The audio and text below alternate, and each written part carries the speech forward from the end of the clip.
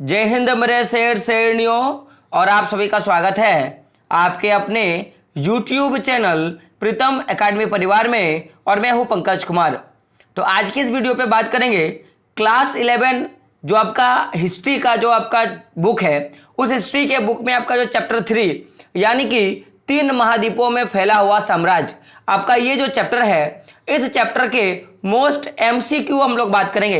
यानी कि जो भी मल्टीपल चॉइस क्वेश्चन है आपका बहुविकल्पी प्रश्न, हम लोग उस पर डिस्कशन करेंगे। और आज की इस वीडियो में टोटल 40 प्लस आपको देखने के लिए मिलेगा, एमसीक्यू देखने के लिए मिलेगा। और जिसको आप कर लेते हो तो मैं लिख के बताऊंगा कि आपके एक भी क्वेश्चन जो है इस चैप्टर से बाहर नहीं जाने वाले हैं। तो क्या करें, वीडियो को शुरू से देखें और अपने दोस्तों तक क्या करें, वीडियो को शेयर करें, ताकि उनको भी क्या होगा, इस चैप्टर से जितने भी मदद की जरूरत होगा वो मदद उसको मिल जाएगा। देखोगे सबसे पहला क्वेश्चन क्या है आपका कि वो कौन सा प्राचीन साम्राज्य था जो 3 महादेशों यानी कि महाद्वीपों में फैला हुआ था। और आपके ऑप्शन क्या है, रोमन साम्राज्य, ब्रिटिश साम्राज्य, यूनानी साम्राज्य और क्या है, यायावर साम्राज्य। तो ये रोमन साम्राज्य इसका सही आंसर होगा मेरे दोस्तों। बात करें अगले प्रश्न पर, तो अगला प्रश्न देख सकते हो क्या है आपका कि रोमन साम्राज्य की मुख्य भाषा थी। तो रोमन साम्राज्य की मुख्य भाषा क्या थी और आपके ऑप्शन क्या है, अंग्रेजी, लेटिन, संस्कृत और अरबी। तो क्या लेटिन भाषा जो था यहाँ का मुख्य भाषा था, तो ऑप्शन नंबर 2 जो होगा इसका क्या हो जाएगा, सही हो जाएगा। बात करें अगले प्रश्न पर, तो सम्राट कॉन्स्टेंटाइन किस सदी ईस्वी में ईसाई बना। तो जब का कॉन्स्टेंटाइन जो है वो किस सदी में क्या बना था, ईसाई बना था। तो ये 4वीं सदी में क्या बना था, ईसाई बना था सम्राट कॉन्स्टेंटाइन। तो ऑप्शन नंबर 3 जो होगा मेरे दोस्तों क्या हो जाएगा, सही हो जाएगा। बात करें चौथे नंबर प्रश्न पर, तो 3वीं शताब्दी में रोमन सम्राटों को मध्य यूरोप में किससे निरंतर युद्ध करना पड़ा था। तो 3वीं शताब्दी में जो रोमन के सम्राट है उनको किससे लगातार युद्ध करना पड़ा था, तो विदेशी जो बर्बर है उससे करना पड़ा था। तो ऑप्शन नंबर 1 जो होगा वो सही हो जाएगा। बात करें अगले प्रश्न पर, तो 5वां नंबर का प्रश्न क्या देख सकते हो कि अशोक के अभिलेख में किस भाषा का प्रयोग हुआ था। तो अशोक का जो अभिलेख है इसमें क्या है देख सकते हो, अरामाइक भाषा का प्रयोग हुआ था। तो अरामेइक जो ऑप्शन नंबर 3 जो होगा मेरे दोस्तों क्या हो जाएगा, सही हो जाएगा। बात करें अगले प्रश्न पे, तो प्रश्न क्या देख सकते हो कि गोथ, वेंड और लोम्बाई किस मूल के समूह थे। तो गोथ, वेंड और लोम्बाई जो है वो जर्मन मूल समूह के क्या थे, मैं बोलूंगा एक समूह है। ऑप्शन नंबर 1 जो होगा क्या हो जाएगा, सही हो जाएगा। बात करें अगले प्रश्न पर, तो अगला प्रश्न देख सकते हो आपके स्क्रीन पर ये रहा। और आपका क्वेश्चन क्या है मेरे दोस्तों कि दिनारियस का अर्थ होता है। तो दिनारियस का अर्थ क्या होता है, गणतंत्र। ऑप्शन नंबर 3 जो होगा वो सही हो जाएगा। बात करें अगले प्रश्न पर, तो अगला प्रश्न देख सकते हो आपका क्या है कि रोमन साम्राज्य में फसलों की रक्षा करने वाला देवता था। तो जो रोमन साम्राज्य है उसमें फसलों का रक्षा कौन करता था, तो जुपिटर देवता करता था। ऑप्शन नंबर 4 जो मेरे दोस्तों क्या हो जाएगा, सही हो जाएगा। बात करें अगले प्रश्न पर, तो क्या देख सकते हो तो इक्वाइट्स का क्या अर्थ होता है। तो इक्वाइट्स का अर्थ क्या होता है, अश्वरोही। तो ऑप्शन नंबर 2 जो होगा वो सही हो जाएगा। इक्वाइट्स किसका अर्थ होता है, अश्वरोहियों का अर्थ होता है। बात करें अगले प्रश्न पर, तो जूलियस सीजर था। तो जूलियस सीजर कौन था, सेनापति था, है ना, क्या है, क्लियोपेट्रा का प्रेमी था, एक इतिहासकार था, ये सभी था। तो जो जूलियस था उनमें ये तीनों के तीनों गुण थे। तो ऑप्शन नंबर 4 जो होगा मेरे दोस्तों क्या हो जाएगा, सही हो जाएगा। बात करें अगले प्रश्न पर, तो 11 नंबर का प्रश्न देख सकते हो आपका क्या है कि पैंथियन का अर्थ, पैंथियन क्या था। तो पैंथियन क्या था, एक मंदिर था। तो ऑप्शन नंबर 1 जो होगा वो क्या हो जाएगा, सही हो जाएगा। बात करें अगले प्रश्न पर, तो प्रश्न क्या देख सकते हो कि रोम का प्रथम सम्राट कौन था। तो रोम का प्रथम सम्राट अंगस्टस था। ऑप्शन नंबर 4 जो होगा वो क्या हो जाएगा, सही हो जाएगा। बात करें अगले प्रश्न पर, तो 13 नंबर का प्रश्न क्या देख सकते हो कि जब रोम जल रहा था तो रोम का कौन सा शासक बांसुरी बजा रहा था। तो आपको सही पता होगा, तो नीरो जो था इसका सही आंसर होगा। नीरो क्या कर रहा था, उस समय बांसुरी बजा रहा था। तो ऑप्शन नंबर 3 जो होगा वो सही हो जाएगा। बात करें अगले प्रश्न पर, तो प्रश्न क्या देख सकते हो कि क्लियोपेट्रा किस वंश की राजकुमारी थी। तो क्लियोपेट्रा जो था वो टालमी वंश की राजधानी थी। तो ऑप्शन नंबर 2 जो होगा वो क्या हो जाएगा, सही हो जाएगा।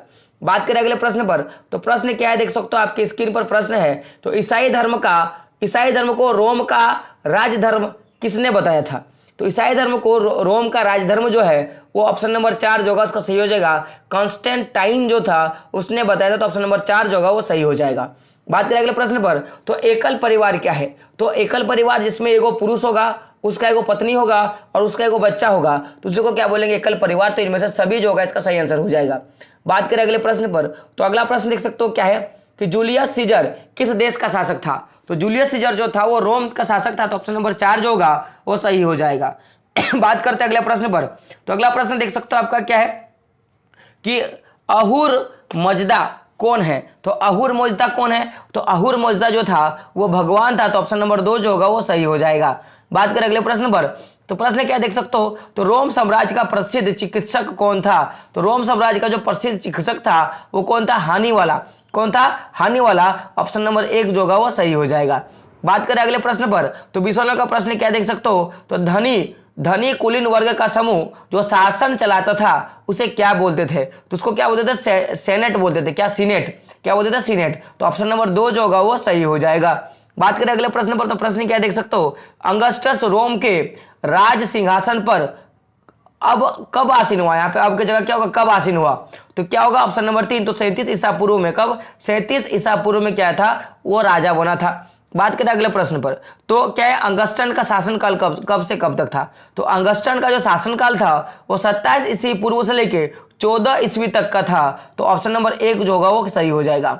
बात करें अगले प्रश्न पर, तो अगला प्रश्न देख सकते हो क्या है, तो ईरान में क्या है देख सकते हो, सासानी वंश का उदय कब हुआ? तो ईरान में जो सासानी वंश है उसका उदय क्या है 225 ईस्वी में हुआ था। ऑप्शन नंबर 3 जो होगा वो सही हो जाएगा। बात करें अगले प्रश्न पर, तो अगला प्रश्न क्या देख सकते हो आपका, तो हैनिबाल कौन था? तो हैनिबाल कौन था?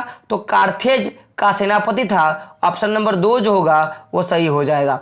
बात करें 25 नंबर प्रश्न पे, तो प्रश्न क्या देख सकते हो, रोमन साम्राज्य को पूर्वी तथा पश्चिमी भागों में से किस सदी ईस्वी में बांटा गया? जो रोमन साम्राज्य है उसको पूर्वी भाग में और पश्चिमी भाग में बांटा गया था, तो वो किस सदी में इसको बांटा गया था कि पूर्वी रोमन साम्राज्य ये रहा और पश्चिमी जो रोमन साम्राज्य ये रहा?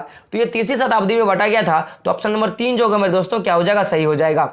बात करें 26 नंबर प्रश्न पर, तो प्रश्न क्या है देख सकते हो, डाम ऑफ द रॉक नामक मस्जिद कहां पर स्थित है?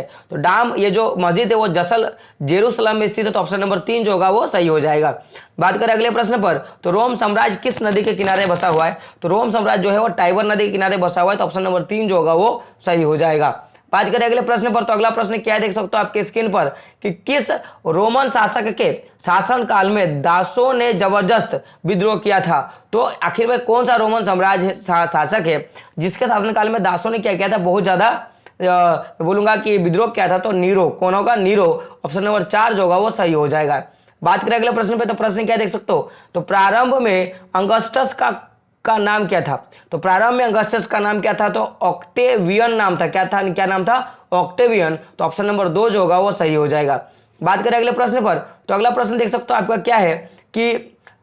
क्या है कि जैन अवेस्ता किसका प्रमुख क्या था? धर्म ग्रंथ था। तो जैन अवेस्ता जो था वो ईरानियों का क्या था?